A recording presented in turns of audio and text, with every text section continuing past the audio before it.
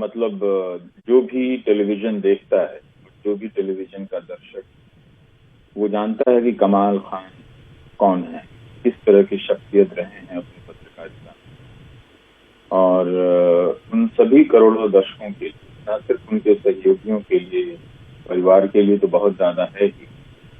ये बहुत ही दुखद और अफसोसनाक खबर है और उन सब के लिए यकीन करना भी मुश्किल हो रहा है कि कमाल खान अब हमारे बीच में नहीं है। कमाल खान के बारे में बहुत सारी बातें की जा सकती हैं, लेकिन इस वक्त ऐसा सदमा लगा है इस खबर से कि न तो कुछ याद आ रहा है, न कुछ समझ में आ रहा है कि उनके बारे में क्या क्या कहा जाए। हर किसी के पास एक अलग अलग कमाल खान है, उनकी रिपोर्टिंग की अपनी यादें हैं। उन्होंने इस पेशे में, जो अब बहुत ही खराब हो गया है और शर्मनाक पेशा हो गया है, खासकर टेलीविजन, इससे बुरा तो कभी इस दुनिया में कहीं नहीं होगा। इतना खराब टेलीविजन इस देश का हो गया। उसमें कुछ लोग हैं जो दिए की तरह टिमटिमा रहे थे, दिखाई दे रहे थे कि हाँ, यहाँ से भाषा, यहाँ से शराफत, यहाँ से शऊर, इन सब चीजों को हासिल किया जा सकता है। यहाँ ये सारी चीजें बची हुई नजर आती हैं। तो इस खराबे में, इस दलदल में, इस कीचड़ हो चुके न्यूज चैनलों की दुनिया में वो एक कमल की तरह कमाल तरीके से खिले हुए नजर आ रहे थे, जब हमारे बीच में नहीं है। लेकिन किसी को ये मुगालता नहीं होना चाहिए कि कमाल खान कोई सिर्फ माइक पकड़ लेने से, किसी चैनल में जुड़ जाने से कमाल खान बन जाता है। कमाल खान के बारे में हम सब जब अपनी रिपोर्टिंग शुरू कर रहे थे, तब सुना करते थे कि अपनी गाड़ियों में जब वो सफर पर जाया करते थे लखनऊ से बाहर, तो बहुत सारी किताबें लेकर जाया और 4 लाइन की स्क्रिप्ट लिखने में वो कई घंटे लगाते थे। उन किताबों को पढ़ते थे, अपना रेफरेंस चुनते थे और बहुत मेहनत से वो 2 मिनट की स्टोरी बहुत इज्जत के साथ, बहुत लगन के साथ वो करते थे।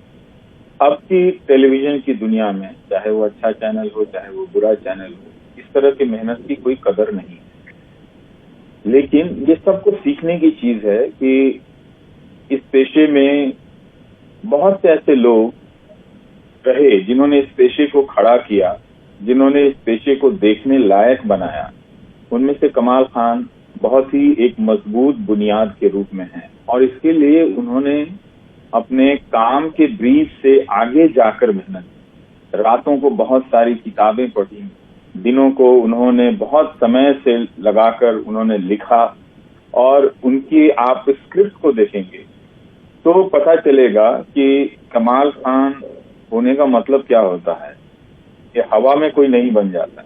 एक एक शब्द उन तस्वीरों के साथ, जिस समाज में वो बात कर रहे हैं, जिस दायरे से वो आ रहे हैं, इन सब के बीच में कमाल खान एक खिड़की खोलते थे कि भाषा, शराफत, शऊर की एक ऐसी भी दुनिया हो सकती है जहां पर बहुत सी तल्ख बातें बहुत हल्के तरीके से कही जा सकती हैं, इस मकसद से कि कुछ गलत है तो उसे ठीक किया जाए और वो सबकी बेहतरी के लिए ठीक किया जाए। तो कमाल खान अपनी जिंदगी के जो पल वो गुजारे हैं उन्होंने इस पेशे में, वो तो उनकी पत्नी रुचि और बच्चे बता सकते हैं कि उनके पिता ने कितनी मेहनत की है। ये सारे पहलू दर्शक के सामने आने से रह जाते और अफसोस कि उनके जाने के बाद हम ये सब बता रहे हैं। कई बार लोग नहीं समझते हैं कि टेलीविजन में अच्छा पत्रकार होना सबसे मुश्किल काम है। जितने आप हल्के फुल्के न्यूज एंकर, रिपोर्टर देख रहे हैं जो 2-4 डिबेट करके अपना काम चला लेते हैं, उसमें कोई मेहनत नहीं लगती। लेकिन कमाल खान ने जो रास्ता अपने लिए चुना वो सिर्फ मेहनत का रास्ता था और उसमें सिर्फ आप अच्छा हो जाने से कमाल खान नहीं हो जाते।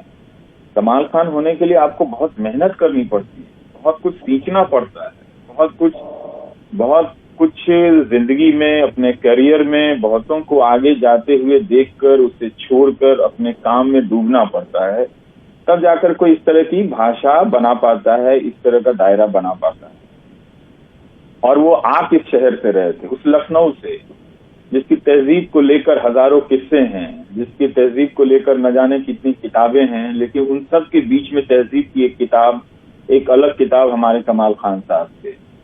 और आप उनकी हाल फिलहाल की भी रिपोर्टिंग देखिए तो पता चलता है कि काफी उम्र भी हो गई थी, वो अपने शरीर को काफी फिट रखा करते थे, बहुत अच्छी कई तरह की बारीक दिलचस्पियों के वो इंसान थे जिन्हें जिंदगी ने मौका नहीं दिया कि वो अपने काम के अलावा भी इन सारी चीजों को वो कभी सामने रख पाते, लेकिन उन्होंने बेहतरीन काम किया। और कल तक तो ग्रुप में वो लिख रहे थे, उनके लिखने का अंदाज बिल्कुल ही ऐसा था कि पहले हंसी छूटती थी, फिर समझ में नहीं आता था कि कमाल साहब मजाक कर रहे हैं या गंभीरता से वो बात कह रहे हैं। और कल मैं छुट्टी पर था और तबीयत ठीक नहीं थी, लेकिन कमाल की तबीयत के बारे में कभी ऐसा अंदाजा नहीं हुआ, क्योंकि उन तमाम व्यस्तताओं के बीच में वो अपने आप को इस तरह से सुपर फिट रख रहे थे। बल्कि मैं सोच रहा था कि उन्होंने कितना फिट रखा है अपने आप को, मुझे उनसे कुछ सीखना चाहिए। लेकिन वो मौका नहीं मिला। और जरूर बहुत लखनऊ के लोग ज्यादा जानते हैं कि जब वो दौर बदला और एक उनके जाति मामलों की वजह से अलग से देखने का चश्मा आया। कल ही हमारे सहयोगी अनुराग द्वारी बता रहे थे कि उन्हें भोपाल में मुख्यमंत्री के प्रेस कॉन्फ्रेंस में नहीं बुलाया गया, उन्हें बुरा लगा। मैं अनुराग द्वारी से यही कह रहा था कि आप धीरज रखिए, अगर मुख्यमंत्री आपको नहीं बुला रहे हैं तो ये उनका हल्कापन है, और आजकल की सरकारें ऐसी हो गई हैं जो जनता के बीच, जनता के सहयोग से इस मीडिया को खत्म करने में लगी हुई। मैंने अनुराग द्वारी से यही कहा कि कमाल खान साहब को भी यही सब कुछ भुगतना पड़ता है। उनसे बात करके देखते हैं कि अगर वो बोलना चाहें तो फिर मैं और आपसे आपकी बात को लेकर मैं प्राइम टाइम में दिखा सकता हूँ कि और लोगों को जानना चाहिए कि एक तो आप अपने काम के दौरान इतना तरह की मुश्किलों को झेलें, फिर इन सरकारों की तानाशाही रवैयों को झेलें जो लगातार अच्छे पत्रकारों को अपमानित कर रही हैं, और जनता को कोई फर्क ही नहीं पड़ता है, सब अपने जात धर्म के नशे में लगे पड़े हैं, और किसी को इस बात की परवाह नहीं है कि एक सामान्य से पत्रकार अनुराग द्वारी को मुख्यमंत्री अपने प्रेस कॉन्फ्रेंस में क्यों नहीं आने देते हैं। क्या इस देश को इन बातों से शर्म आनी बंद हो गई है? क्या इस देश ने तय कर लिया है कि हम डूब जाएंगे, हम इस दलदल में और नीचे जाकर धंसेंगे? क्या ये लोगों ने तय करके फैसला कर लिया है? मैं अनुराग द्वारी से यही कहना चाह रहा था कि कमाल खान साहब को भी ये सब काफी कुछ झेलना पड़ता है, और कमाल अपनी बात नहीं कह रहे थे।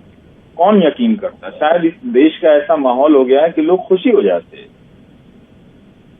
लेकिन इन सब के बीच, अपने पहचान के संकट के बीच, अपनी कलम को अपने हुनर से, अपने पेशे से जो उन्होंने जिंदगी में हासिल किया था, वो उसी पर अपनी उससे शान पर चढ़ा रहे थे और काम करते चले जा रहे थे। तो हम जो कई बार श्रद्धांजलियों में एक पत्रकार के आसपास के जो हालात बनते हैं उनको हम पीछे धकेल देते हैं। हमारे पास कमाल खान के बारे में कहने के लिए मैं रात तक बोल सकता हूँ, उनकी एक एक रिपोर्ट के बारे में, और खासकर जितनी शिद्दत से और जितनी समझदारी से उन्होंने अयोध्या से रिपोर्टिंग की है पिछले 20-25 सालों में, वो सब जाकर देखने लायक है कि वो किस तरह के हिंदुस्तान को आवाज दे रहे हैं। जब वो अपने रिपोर्टिंग में वाजिद अली शाह का उदाहरण देते थे कि हजरत जाते हैं लंदन, कृपा करो रघुनंदन, तो कमाल खान उस हिंदुस्तान को आवाज दे रहे थे कि इसी मिट्टी से निकले हुए सब, लेकिन नफरत की ऐसी आंधी चली कि उनके जैसा पत्रकार भी हाशिए पर अपने आप को महसूस करने लगता था। वो अपने आप को रोकने लगते थे कि ऐसी वाली खबर करूंगा तो लोग यकीन करेंगे कि नहीं करेंगे। फिर लोग कहेंगे कि कमाल खान के अलावा कुछ और है कमाल खान, इसलिए कमाल खान ने ये स्टोरी। लेकिन कमाल खान ने कभी ऐसा ये स्टोरी लोगों के हक में की। तो समाज और सरकार ने एक कमाल खान के आसपास किस तरह का माहौल बनाया था, हमें ये भी तो देखना पड़ेगा। और उस माहौल में एक कमाल खान किस तरह से रिपोर्टिंग कर रहा है, किस तरह से अपनी बातों को बचाकर लिख रहा है कि बात पहचान पर ना आए, मजहब पर ना आए, और बात पत्रकारिता की हो। उन सब के बीच इस देश में 4-5-10 लोग, इतने बड़े देश में 4-5-10 पत्रकार बच गए हैं और किसी को शर्म नहीं आ रही है। ये मुख्यमंत्री स्तर के ये लोग अपने आप को क्या समझने लगे हैं कि पत्रकारों को प्रेस कॉन्फ्रेंस से बाहर करने लगे, और दिन भर ये गोदी मीडिया की गोद में बैठे रहते हैं। उन सब के बीच में लखनऊ से एक स्तंभ के रूप में कमाल खान खड़े थे।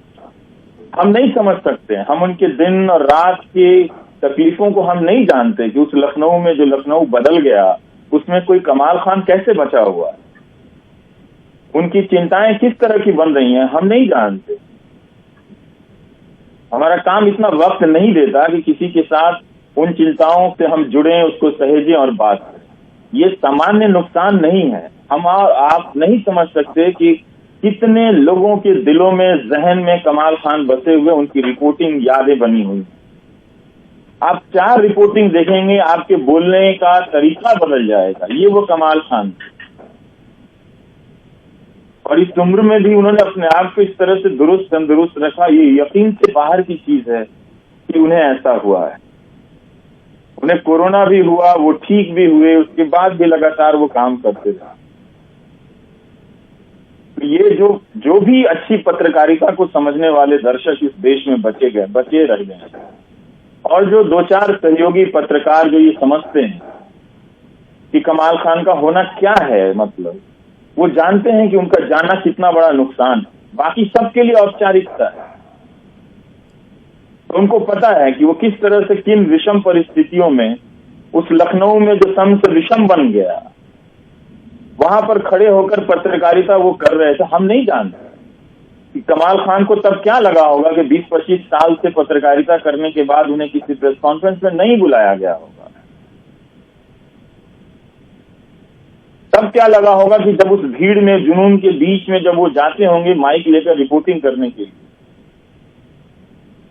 तब उस कमाल खान को कैसा लगता होगा कि कितना कुछ बदल गया है। वो शहर, उनके लोग जो एक पत्रकार को देखकर गले लगाया करते थे, धर्म के नशे की आंधी में उसकी तरफ लोग ही हथियार बनकर उठते हुए नजर आ रहे। ऐसा लोगों की तरफ देखना हम और आप नहीं समझ सकते कि कितनी तकलीफ दे बात है। लेकिन इस देश को ऐसा बना दिया गया, और उस देश में ये बचे हुए चंद नाम, चंद लोग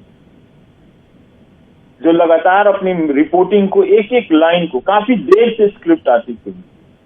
जब कहता भी था कि कमाल साहब बहुत देर हो रही है लग रहा है, तो मुझे पता है कि कमाल खान जो है वो नहीं मानेंगे। वो लिखेंगे उसी तरह से, सोचकर, संभल कर।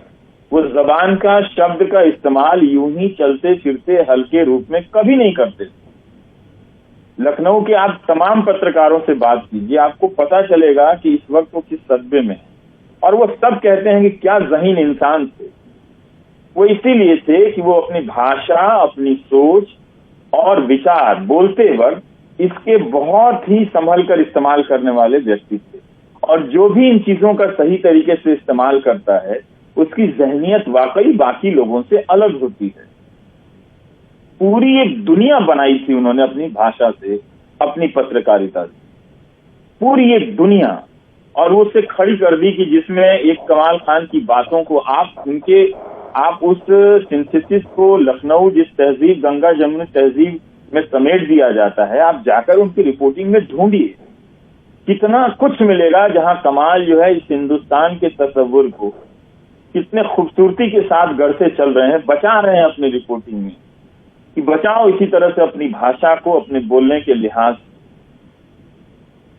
लेकिन आप देखेंगे टेलीविजन एंकरों की भाषा क्या हो गई।